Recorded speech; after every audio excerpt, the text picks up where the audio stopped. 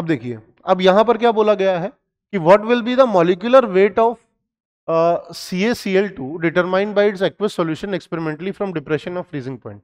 अब आप जानते हैं जो एक्चुअल में जो आई होता है, ठीक है, तो अब इसका जो आई है ये तो आप जानते हैं कितना होता है, ठीक है, तो ग्रेटर देन 1 है या 3 है।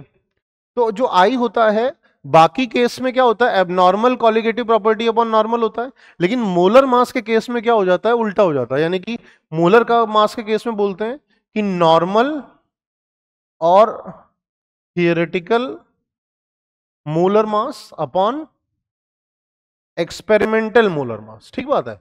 तो अब जैसे इसकी जो आई की वैल्यू है वो तो मान लीजिए 3 है, या 1 से तो ज्यादा ही रहने वाली है, ठीक है। तो अब जैसे जो भी आई की वैल्यू आ रही है, ठीक है, तो नॉर्मल और थियोरेटिकल, तो थियोरेटिकल मोलर मास आपको पता है 111 है, और ये आपका 1 है।